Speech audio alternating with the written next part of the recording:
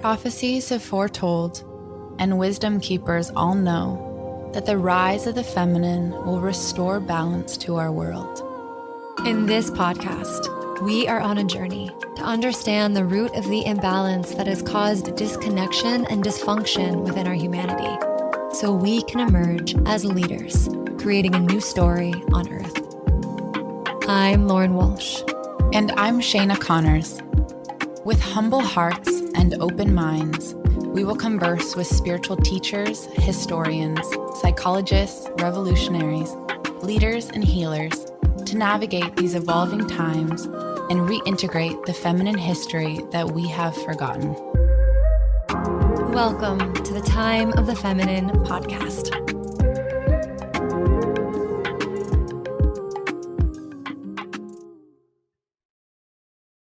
Hello and welcome back to the Time of the Feminine podcast. Lauren and I are thrilled to have Elise Loehnen on the podcast today. She is a writer, editor, and podcast host who lives in LA with her husband Rob and their two sons, Max and Sam. She is the host of Pulling the Thread, a podcast focused on pulling apart the stories we tell about who we are and then putting those threads back together. Ultimately, Elise is a seeker and synthesizer, pulling together wisdom, traditions, cultural history, and a deep knowledge of healing modalities to unlock new ways to contextualize who we are and why we're here. She's also the author of the upcoming book that Lauren and I are very excited about, On Our Best Behavior, The 7 Deadly Sins, and the Price Women Pay to Be Good. The book weaves together history, memoir, and cultural criticism to explore the way patriarchy lands in the bodies of women and embeds itself in our consciousness, and what we then police in ourselves and each other. You might recognize her voice from the Goop podcast. Previously, she was the chief content officer of Goop. While at Goop, Elise co-hosted the Goop podcast and the Goop Lab on Netflix. Elise has done plenty of other things. She is incredible, and she's also interviewed some of the brightest minds and hearts of our time. So, Elise, it is such an honor to have you here. Welcome to the Time of the Feminine podcast. Likewise, there's no place I'd rather be than in the Time of the Feminine. Let's be honest about that. Well, the Time of the Feminine is glad to have you in general. I'm speaking on behalf of the world right now, and all of the exploration you've been doing that has led to who you are and the space you've held and the questions you've asked, and now the book that you've written. Thank you. Thank you for the courage that it takes to actually look within and deprogram what the patriarchy has instilled in us to free the authentic voice. Thank you. No, thank you for noticing that. And it's interesting work because it's, as I'm sure you guys know and have explored, and anyone listening has grappled with, we understand, like, patriarchy is such a boogeyman in our culture, and we hear that word and it's like, what does that even mean? And then and we look for the overt evidence of it, right? The misogynistic boss or systems of oppression. But the reality is that it also lives in us in a way that can be suppressed in shadow and not necessarily part of our conscious awareness, and yet is incredibly limiting because it's us, it's within us, we are, holding ourselves back to adhere to these cultural codes without really even understanding where they came from or what they are. Yeah, we like to think of it here as a paradigm, like the waters that we swim in that we don't even realize we're swimming in, that we've started ingesting and becoming a part of us. Mm-hmm. And it's so ancient and it's so inherited. And there is this moment where things were really hot and heavy socially because of all of the things that have been happening. And there was like a very popular meme around that was like, fuck patriarchy. And Shayna and I were really sitting with it. We're like, yeah, fuck patriarchy, but actually we're really saying we're actually saying fuck humanity's greatest wound, right? And so for us, it was like, let's heal humanity's greatest wound. Let's heal patriarchy within us and around us. And it really seems like this new book of yours is that process in action. Yeah.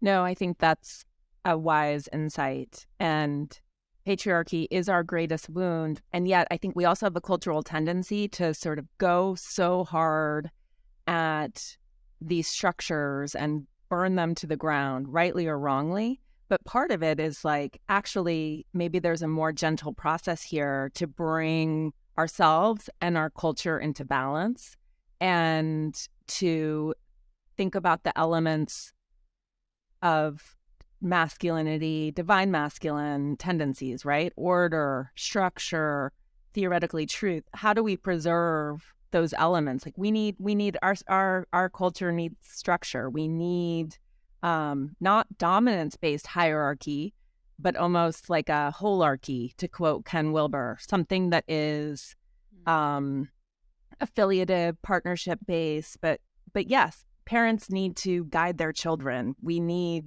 structure in our society as well, and organizing principles. But how do we take where we are at this moment of time and bring it into balance and bring up the feminine in each of us, and certainly in our culture and in our men, to create the next evolution, which would not inherently be patriarchy, but it's sort of, how do we actually take what's structurally sound here? How do we take it back to the foundation, or is there something usable here from which we can build a more equitable, more balanced society and civilization? Because it's certainly the place I want to live. You know, that's why I do this work. It's because I want to live in that world. I see it. I feel like I know it inside of my being. And I want to create that for all of us. Yeah. No, I agree. And it's interesting because you talk to a lot of women, some men too, who sort of go immediately to this, like, well, it used to be matriarchies. We need a matriarchy. And it's like, well, actually, there are matrilineal cultures that emerged across the globe. There's never been a matriarchy in the sense of a dominance-based, oppressive hierarchy. You know, culture was affiliative, partnership-based, more, more nuance within gender. And so it's like, there's part of me that wants to also resist that tendency of like, if women are in charge, everything will be restored and everything will be better. It's like, no, actually, we got to move past this idea of dominance. And it's toxic femininity is a thing. And women can also be toxically masculine. This isn't about women and men. This is about, as you guys know, energy and intent. My question is, what was the painful initiation that had you wake up to the fact that there was internalized misogyny, internalized patriarchy within you too, and that spurred your desire to take accountability and transform that? Yeah. I think the most, obviously, I sort of identified it in different parts of my life somewhat simultaneously, and was grappling with big questions about who am I and what am I doing here and how can I live my life in a way that's not destructive and that's not promoting or continuing to push some of these patterns and cultural beliefs forward. That's been something I've been thinking about in a way for my whole life. But it really started, I tend to hyperventilate. I started doing this in my 20s. It's a familial pattern. My mom used to do it. So did my aunt. And for chronic hyperventilation, you are actually overbreathing, but your body feels like you're going to die. Like you can't take a deep breath and it's exhausting. And I was in a pattern of hyperventilation and I had been in it for maybe 2 months, month or two, which wasn't entirely uncommon. But this particular one, I was talking to my therapist and I was like, I don't understand. I have a high-powered career, 2 healthy children. I'm a good person. I try really hard. What is this? Like, why do I feel so oppressed in this moment, like I'm gonna die, I'm gonna asphyxiate. And what is this? Like, why do I feel this way? I don't know how to outrun this clearly. I don't know how to outperform it. I don't know how to outachieve it. Is there any moment when I will feel like I've done enough? And because as much as, it's driven by stress, anxiety, etc., but there was this idea in me that I could somehow do enough to be calm, be safe. And it also, I'm sure many women can relate to this, it created a really strange experience in my life where people would always say, oh, you're so calm and you're so collected and reassuring. And not that those things aren't true, but underneath that, I couldn't breathe.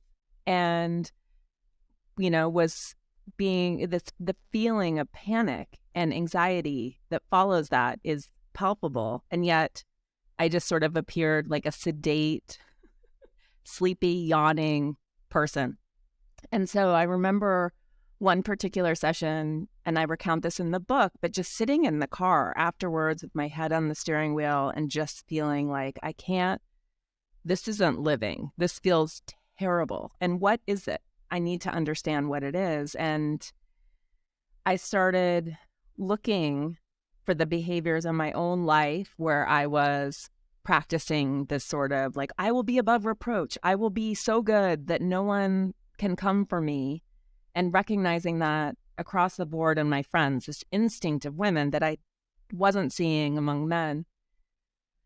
And, there's you see it in society. There are lots of books about sort of individual parts of how women are prescribed by patriarchy, whether it's in the financial system and unequal pay or food, etc. But I was like, there has to be a bigger system, in the same way that I think culturally we came to understand systemic racism through the work of people like Isabel Wilkerson or Ibram X. Kendi or all of the educators in that space who were like, this is in us. It is baked into who we are, every interaction, and all of our cultural systems. And so I knew that had to exist for women, that this way that we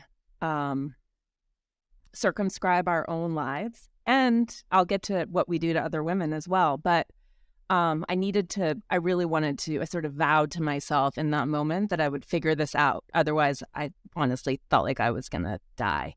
And not only is it something that I've observed in other women I know, the same tendency to sort of armor ourselves up in perfection and goodness, but we can be so vicious with each other in a way that's painful I hate even talking about it in a way because there are so many memes about it. And yet we all know that they're true. When you look at the studies, sociology studies coming out, women are as hard on other women as men are hard on women. Sometimes women are harder on other women. And it doesn't, we can look at the 2016 election. But it's typically this like, I don't like her.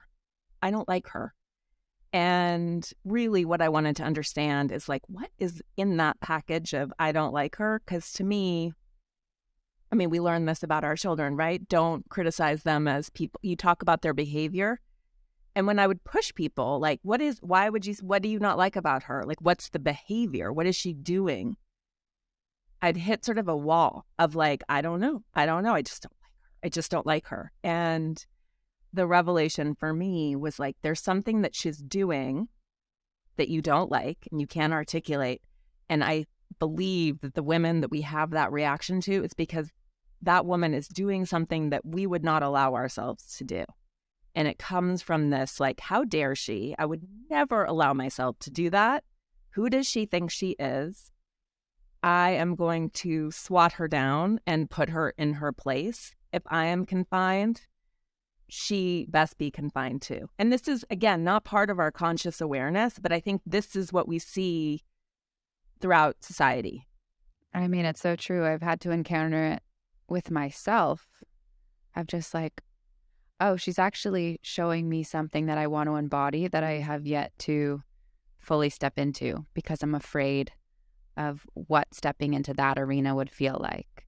I'm afraid that other people will talk about me or judge me or shame me. And I'm curious, like, the real question that we're always trying to get to is, how did we get here? Like, what is your hypothesis of what happened to, the many things that have happened, for women to be like this with one another, but then ultimately why this system of patriarchy has been set up in the way that it has and what that amount of control actually does. Mm-hmm. Yeah. So I wrote a chapter in the book, A Brief History of Patriarchy, where I was trying to pull together, and it's so complex, and patriarchy emerged not in every part of the world, but in certain parts of the world at different times and in subtly different formations. And so the bibliography of my book is dense, and my endnotes are a quarter of the length of. A friend of mine got to the end of it and she was like, "Oh, I'm so bummed. I thought I had 25% more of the book," but it's endnotes. So for the nerds out there, the endnotes are deep, particularly in the section about patriarchy and how it came to be. And ultimately, we'll never completely know because we don't have written records from that time, and we're constantly evolving and learning more. And there are some amazing books about this, and amazing anthropologists who have had big theories in the way that men have always been able to have big, unproven theories. There's one in particular, Marija Gimbutas, who had this theory that she was a UCLA professor. You guys, I'm sure, are familiar with her work because a lot of it was about goddess and these figurines that might have been for birthing or dolls. They don't really know. But she was destroyed. Just her reputation was destroyed because she had this theory that in the Paleolithic period, that's sort of the place where the Roman Christian, Judeo-Christian patriarchy emerged, was more of an affiliative partnership culture. And these Kurgans came down from the steppes of Russia, and they're called Kurgans because of the burial mounds. And these were predominantly men, and now we know this to be true, sort of warring groups out of the steppes. And there was a lot of ecological, environmental movement at this time, places becoming fertile that hadn't been fertile before, other people being driven out for environmental reasons. Again, we don't totally know. But that these primarily warring men came down into this period and into this area and enslaved people, women, children, killed, raped, pillaged, all of the typical things that we would now think of. And that was sort of the beginning of patriarchy, the enslavement of women and children and domesticable animals. And, she was destroyed for this theory. And now recent DNA evidence suggests that she was right. And it's stunning and chilling and just like, thank you. And her work is incredible. And it's not that there's a different standard often for women of perfection. And for all of these anthropologists, they're right about some things and they're wrong about others, but we don't really move forward without having these conversations. And so much of the story of who we tell about who we are has been told by men who have a certain view of the inevitability of patriarchy. This is the only system that we've known throughout the world. And so they ascribe an inevitability about it that's not accurate. And so anyway, so that was the beginning. Sort of culture learned how to enslave people, and before that, there's lots of culture was incredibly creative. I don't know if you've read The Dawn of Everything by David Wengrow and David Graeber, but it's like a retelling primarily of the U.S., but just how creative culture is and how many different forms of society emerged, and yet we make it so tidy, right? And the thing that's really interesting about all of this work is that women will recognize, and men, that we're constantly in these debates about nature and culture, and we conflate the two. And so there are all these ideas about what it is to be a woman and what it is to be a man that are predicated on culture, really, and we'll never know, right? So, I was talking, I never can say the site, Tobleki, the big site in Turkey. People will recognize the word, and I'm slaughtering the pronunciation. I apologize. And this was in Turkey. This is a Paleolithic site, and Stanford has done a lot of recent work on it. And I was talking to Angela Saini about this site. She has a new book that just came out called The Patriarchs. It's small and wonderful and about patriarchy all over the world. And she's written in theory. She writes about gender-based science and race-based science in a really compelling. She's fascinating, brilliant journalist.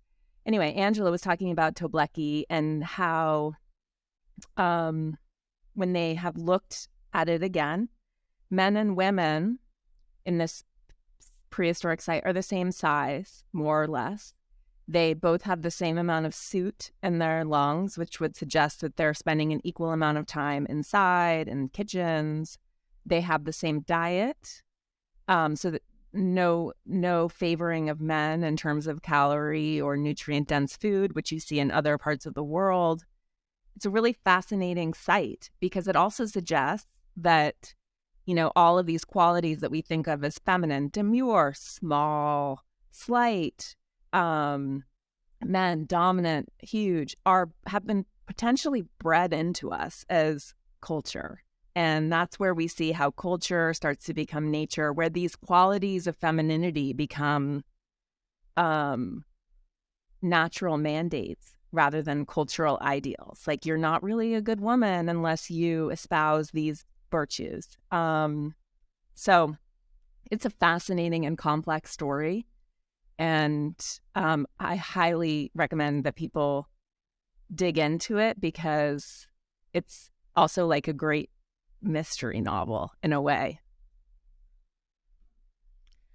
Amen to that.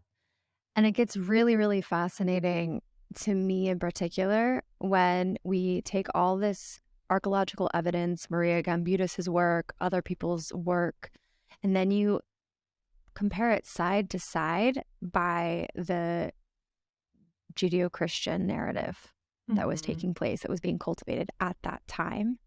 And you put history, like what we know about culture in old Europe, what we know about culture then, and we put it kind of next to like the time periods where the story of Adam and Eve was being written, and like all of the different cosmology around our origin story emerged with these different acts, whether they were acts of violence, whether they were do you know historian Anne Baring?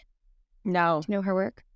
She has a theory that basically, it's not just her theory. I think this is something that she's gathered from multiple people, but that the flood of Noah was real. Yeah. And it was actually multiple floods that happened. And at that period, it was such a massive disaster on the planet.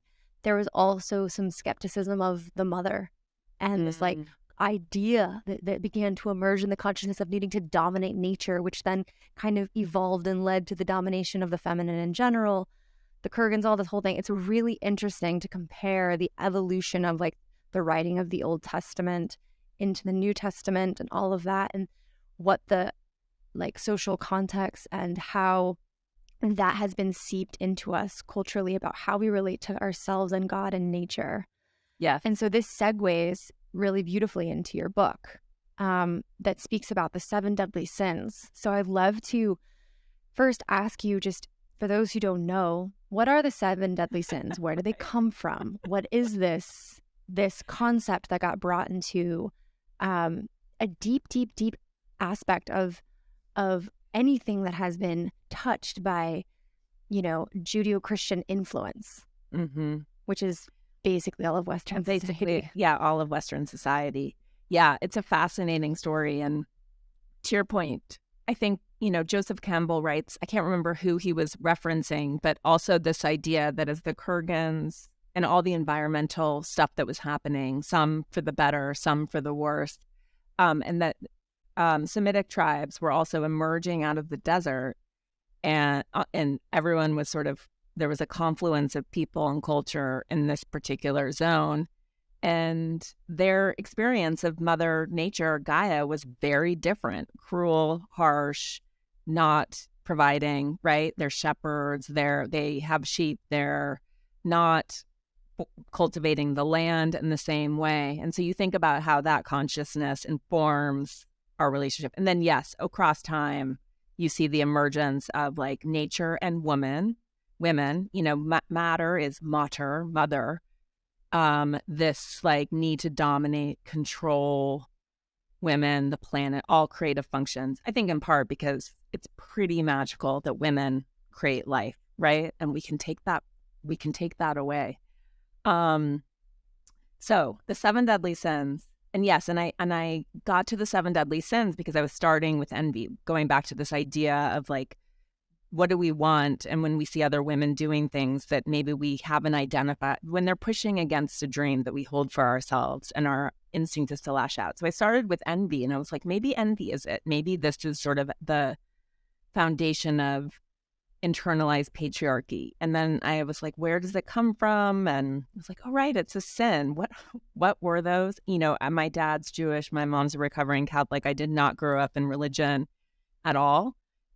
Very secular, nature-based childhood. And I was like, what are those? And then I looked at them and I was like, holy shit, this is the list, So they are sloth, pride, envy, greed, gluttony, lust, anger, or wrath.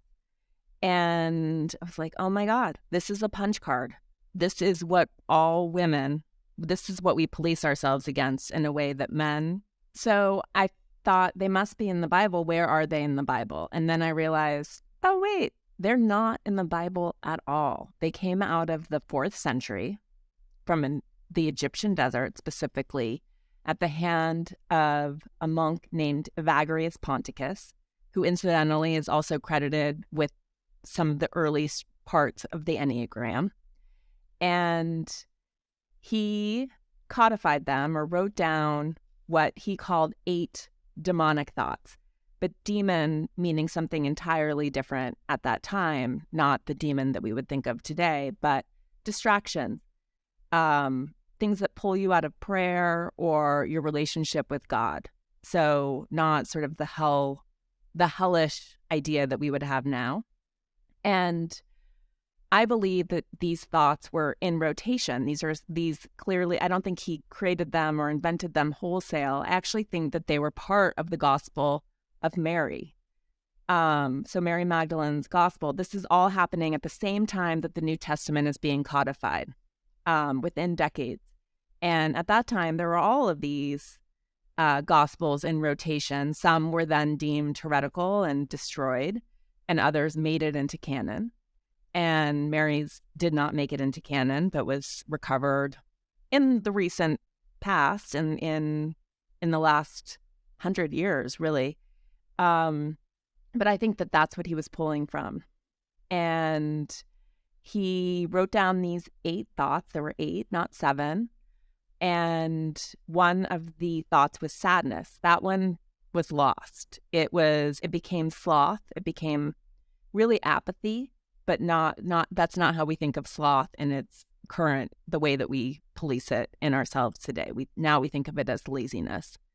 But sadness fell off the list. And I actually include it in the book because I believe sadness, this fear of sadness and its feminine qualities, Evagrius gave it a feminine soul, is what's destroying men, this disconnection from feeling. I think its primary symptom is toxic masculinity. But so the sins, so Evagrius wrote this prayer book, this little chapbook. It was in rotation amongst monks. It was passed on to all these desert fathers, John Cassian, etc.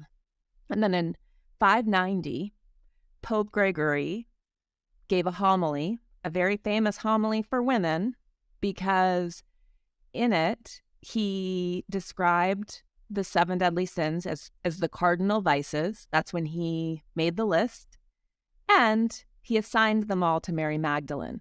This is the homily when he conflated her with the woman who anoints Jesus's feet with her hair, who was not actually called a prostitute in the Bible either, but he said that was Mary Magdalene and she was a prostitute. And that's where her reputation as a penitent prostitute came from. And she wore that reputation until recent decades. And the reason is because in the New Testament, in a few different, I think in all of the books, or at least 3 of them, Mary Magdalene is described as the one from whom Jesus cast 7 demons, which in today's imagination sounds like he exorcised her, which the etymology of exorcism is swear out. But scholars think, well, okay, first of all, if she was rebalanced by Jesus, then she has to be sort of the cleanest, purest, like otherwise he has no skills, guys. And others think that he was simply rebalancing her chakras, like he was identifying a chakra system or speaking to that. But that's why Pope Gregory I assigned them to her. And I think I think for so many women, that's when our fate was sealed as the carriers of depravity and sort of the source of sin. And obviously we have Adam and Eve and that story, which was that story is a Sumerian myth about the goddess that was retold in the Old Testament. And there was no snake, or if the snake might have been there, but I think snakes were friendly, like a symbol of the goddess. And regeneration. Yeah, there was no like, you're doomed. Yeah.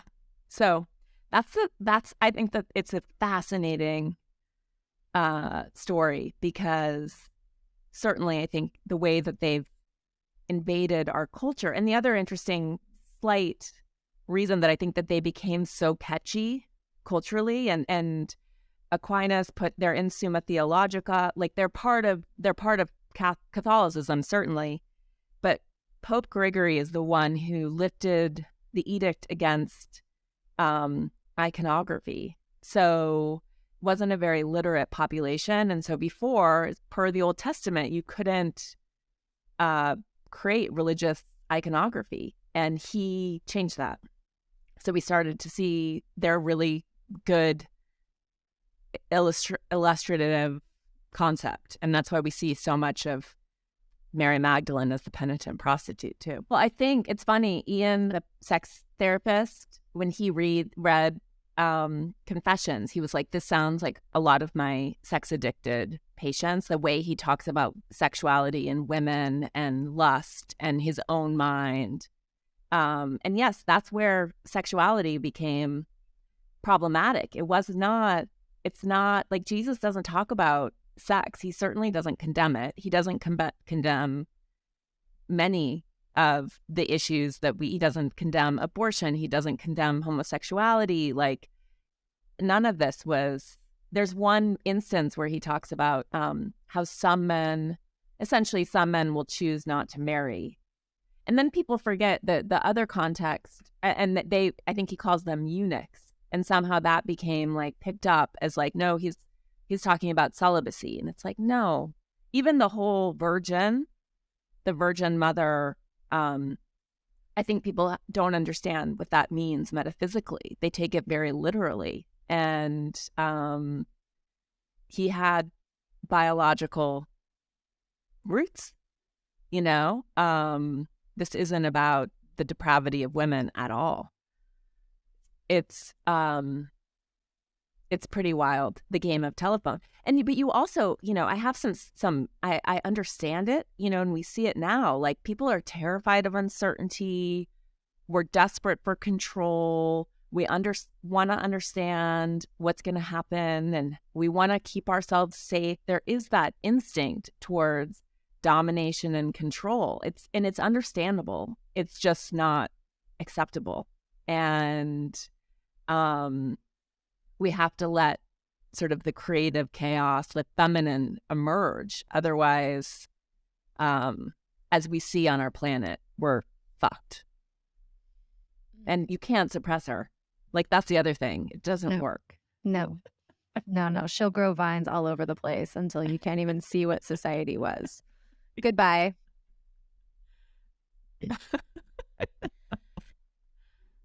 No. So I loved that you said it was a wild game of telephone. And going back to how we opened this conversation about what is salvageable and what is good and true of the masculine paradigm that was distorted into a patriarchal paradigm, and what can we, like, instead of burning it all to the ground, what is the wisdom that we can still cultivate and get rid of all of the other shadow stuff? Yeah. Like, and then with this, I mean, just the fact that Mary Magdalene studied this in herself, or that Mary Magdalene wrote about these, to me, that symbolizes that there is actually a really beautiful wisdom within these quote unquote 7 deadly sins, but maybe they're not 7 deadly sins. They're just like, like you said, like 7 things you could possibly do to disconnect from your highest truth, their spirituality, you know, like ways of getting slightly lost with love, you know? And so I want to, now that you've like looked at like the social context and how it was distorted as an oppressive lens, I would love to hear about the study of like, you know, how you entered into this, like how women have been divided through envy. Like what are the nuggets of wisdom within these that you have found inside of yourself when you get rid of all the trash and oppressive bullshit on top? Yeah.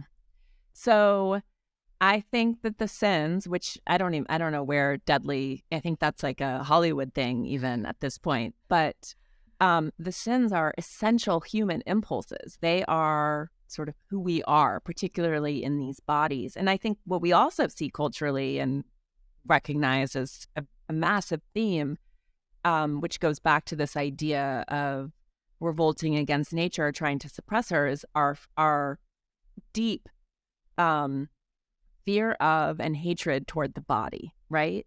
And this idea that spirituality, it's like in our heads and we're trying to go up there, we're trying to go up, and you know, heaven's up high, not down here in the body, in this depraved area that we need to master, condemn, and deny. And that's a massive theme in our culture still. And it's both. It's like up and down, up and down. Yes, like spirit is all around us and outside of us, and it's also in us.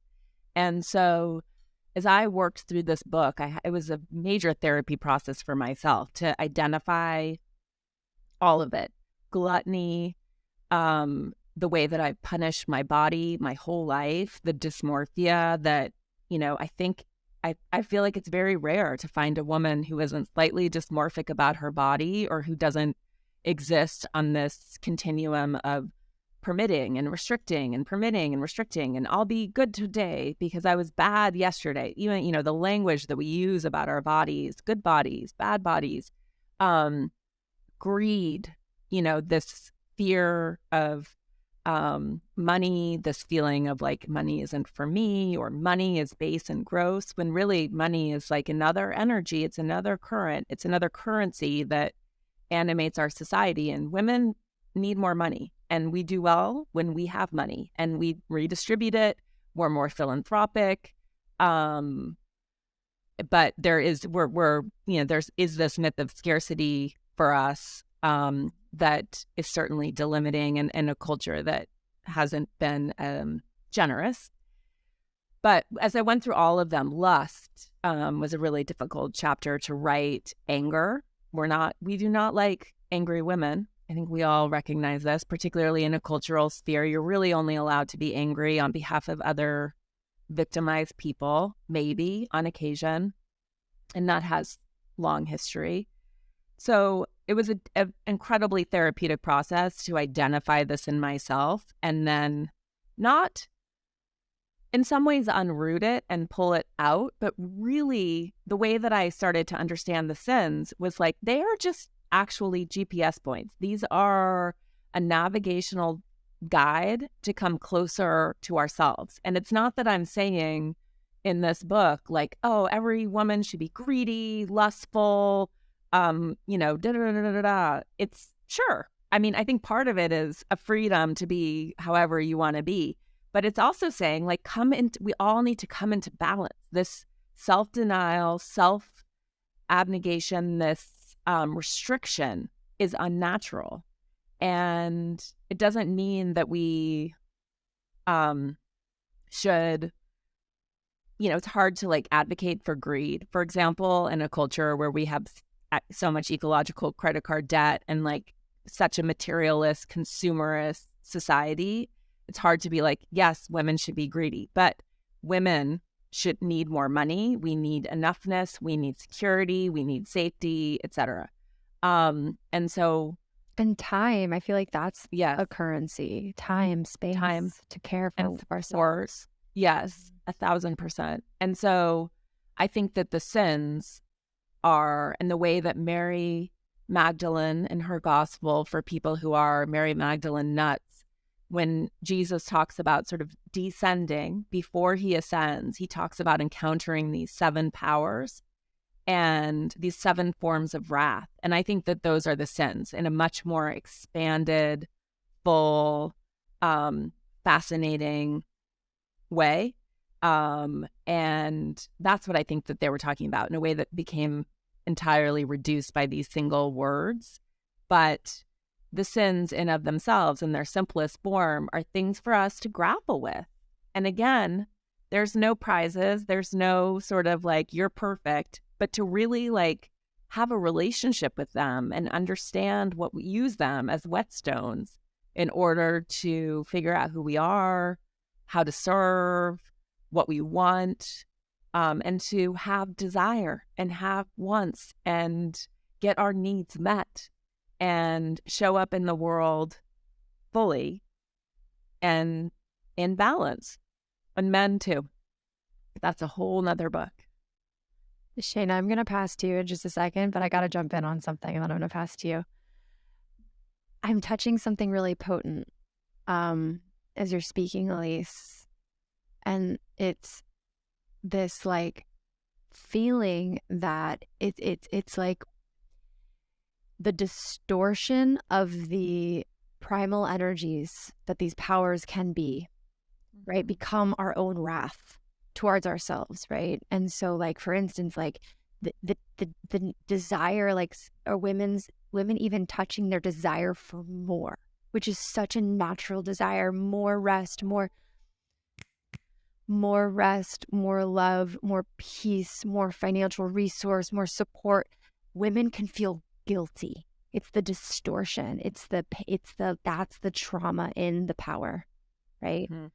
And I was touching that in me, like, oh, I'm greedy because I want this. And so women don't even allow themselves to touch this and want this. And now I'm going to tag team to Shayna. Go. One of the things that has interested me about, you know, if we just talk about money or abundance, since joining the Global Sisterhood, is that we have this value system currently that is money. That's how we value things in our society. We pay for things with money. But how could we possibly even begin to feel valued when moms are unpaid, when women's work is unpaid? So it's like we're not valued by the value system for the job that we're doing, you know, but everyone else is for any job. And so it always brings me back to this point of like, if we don't stop being the good girl, you know, complicit in our society that has all of these things that are essentially harming us, then how are we going to change the fabric of our society? How are we actually going to do it? Because we can't do it alone. That's with certainty. Yeah. So I'm curious about, you know, this call to action through the book. It's like, what are you wanting women to take away from this? Like, what kind of force are you hoping to instill in them to move out of that? Yeah. Well, my biggest hope, dream for the book is that it makes visible what the system of internalized misogyny and internalized patriarchy actually looks like. And it might not be complete. There might be other systems that emerge that are a better proxy for this, but I think that it's a good start. And I think collectively, and I've workshopped the book with a few groups at this point, and even just talking about it, envy, for example, you can see sort of this dawning awareness. You see women suddenly start waking up to all of this invisible, insidious programming, and it gives it a name and a structure. And so my hope for this book is that we could somehow adopt it, whether people read the book or not. Of course, I hope they read the book, but even just the suggestion of it being enough for people to be like, oh, I see, I understand right now that I am not asking for a raise or promotion because I don't want to be seen as greedy, or all the other ways in which we sort of immediately self-restrict or start, go by this programming or this operational guide about what a good woman looks like. Even this instinct of like, well, if I get more money, then that means someone else isn't going to get more money, or someone else is going to get less. Like, we think of all of these things as finite. And it's interesting, money, because I think that this is one of the sort of existential rubs that we're up against in this capitalist society. Yes, money is a primary energy. Money in of itself is neutral. But I think that we have a lot of anxiety about what it's doing to our world. And men see it as boundaryless and up and to the right, or that's sort of the patriarchal idea. Like, everything needs to grow. It needs to grow, up and to the right, exponential growth, unsupportable growth. And I think that women, because we're bound by the physical reality of our bodies, by the way that we cycle with the moon, that we are, I think, deep inherent relationship with planet Earth and all of that goddess energy, there's the part of us that's like, no, this is not true, right? This is a mirage, and this is true. There is no such like unlimited money bound by material things. It's like, that's the rub, I think, this like the way that money shows up in our culture in terms of yachts and cars and bigger houses and more things. I think for women is like but that's not up and to the right. We're bound by this planet, by the body. So I just hope it's that women together can start talking about these things. And I think a big part of it is like doing what you guys are doing, creating forums, or the emergence of sisterhood, which was how we used to do life together. And now there's this wariness, competition, feelings of scarcity that has emerged in patriarchy, where women have been not only made strangers, but we've been made competitive and enemies, particularly because of these ideas of scarcity. There's only room for one.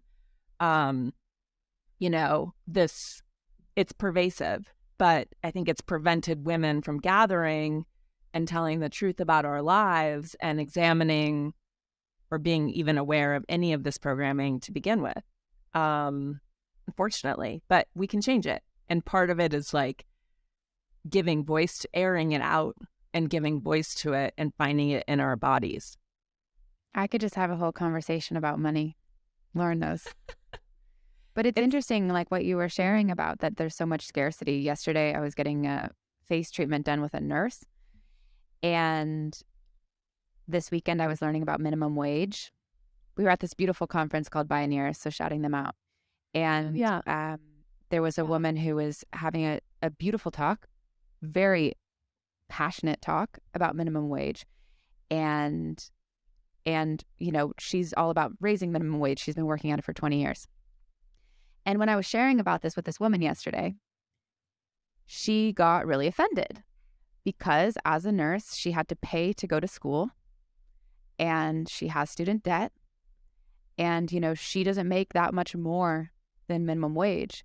And so she's like, well, that's really unfair to people that had to go to school, that took on this debt and all these kinds of things. But what she wasn't considering, which was like the point, and it was beautiful to have this conversation because I got to see like a real-time example of what the opposition looks like.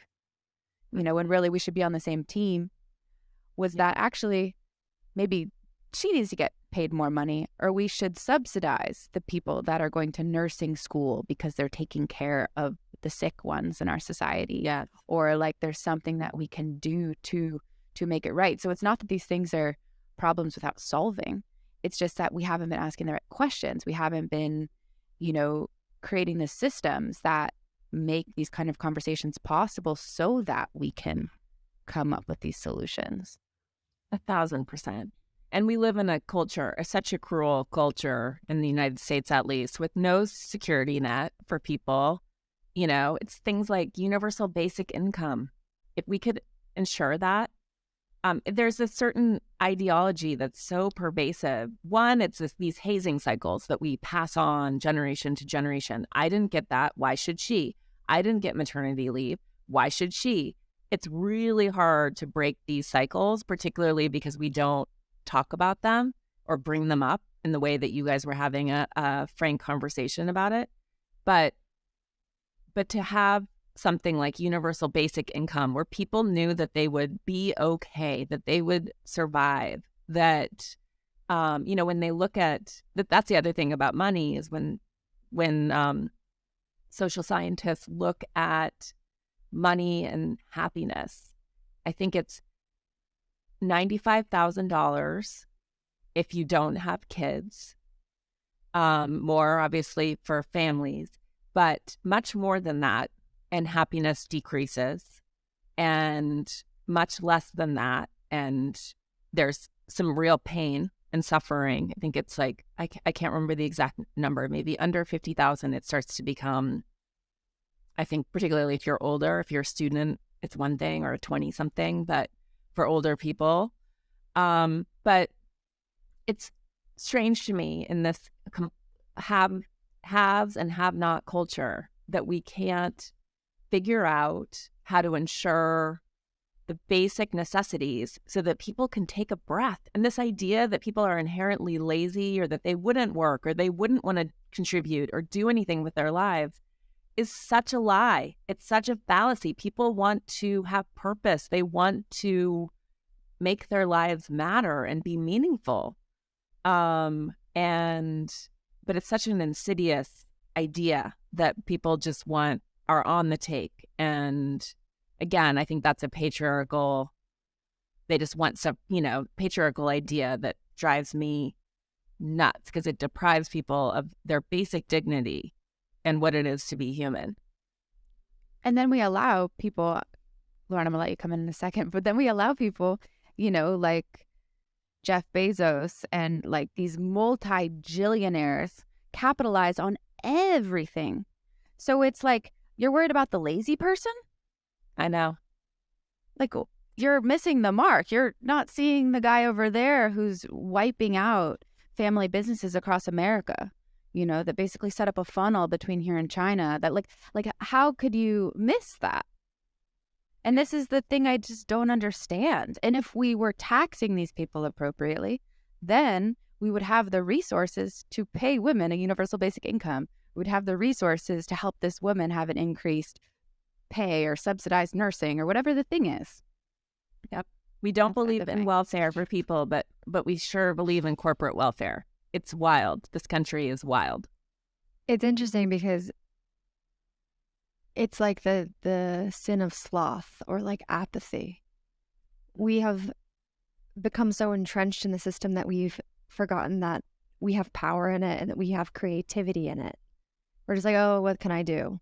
What can I do? And so one of the things at this conference was about actually cultivating talent in people who have these ideas, who want to think about solutions, who are like, I can build this business that's transforming, batteries into non-toxic battery. Like people who have this like desire to create solutions and think about what we possibly can do. And I feel like these wounds of the feminine that instill this lack of worth, right, actually just create apathy and like, what's the point? What could I do? And so that leads me to my next question, and then we'll ask you one final question after this. What what guidance do you give to the women listening who have all of this power and all of this beauty and all of this potential inside of them? What guidance do you give them?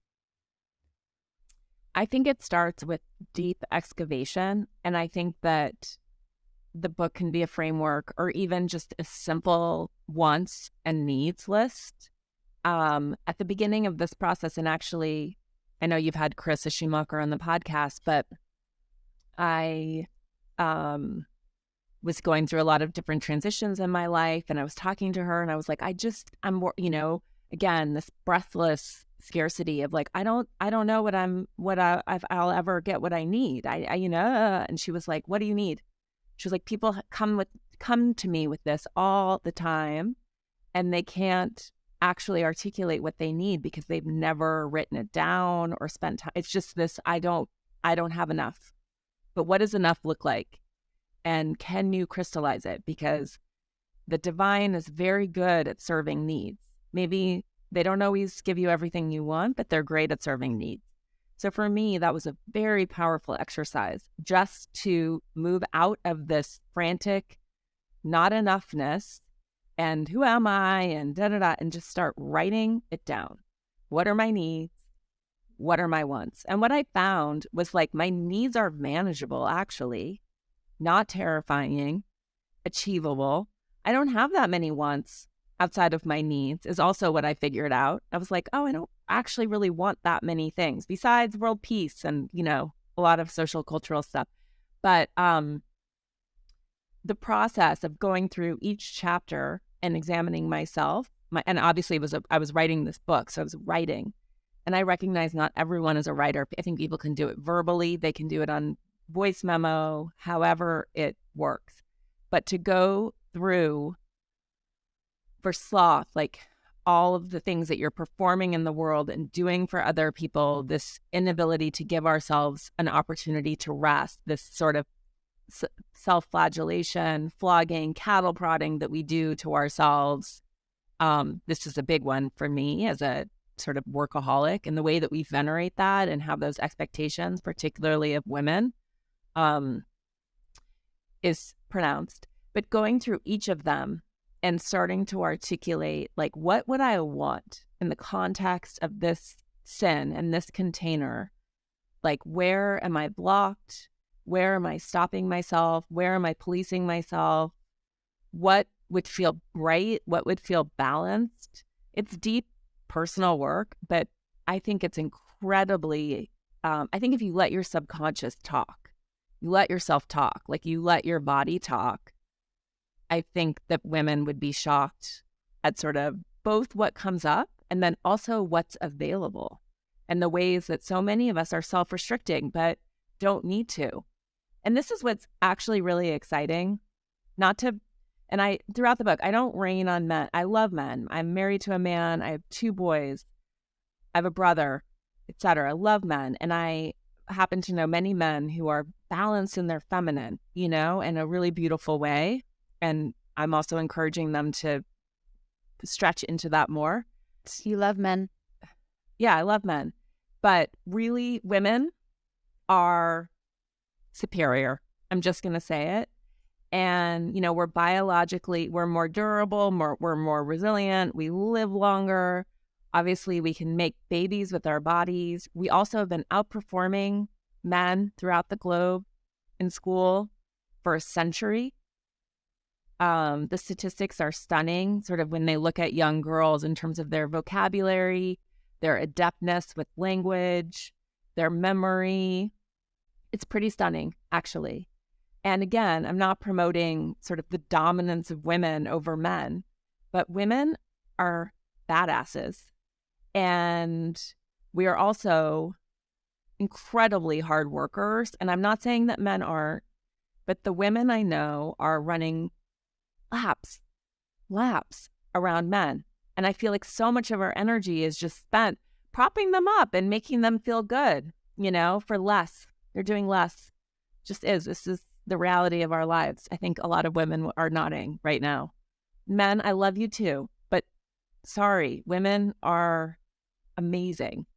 And so I think as we start to let ourselves off the leash and we start to show up for each other, more importantly, and recognize that I can model my freedom after yours, and that whatever you achieve is not constraining or limiting what I achieve, but could be a model for my own growth and expansion.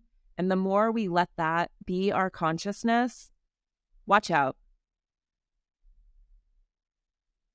Go team. No, but watch us. It could, I watch out.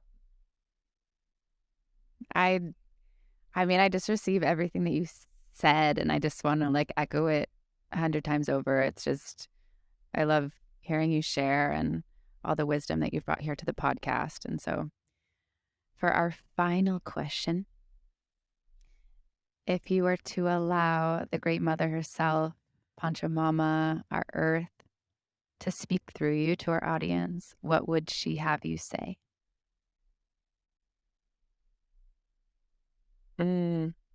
What comes to mind is, this sounds more ominous than I think it, but there are no safe places, but there are safe people.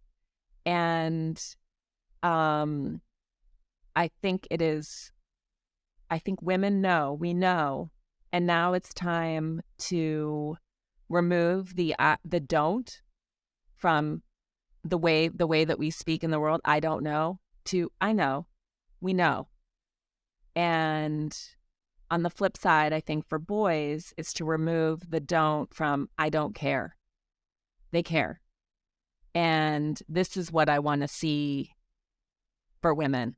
I know. And what I want to see from men is I care.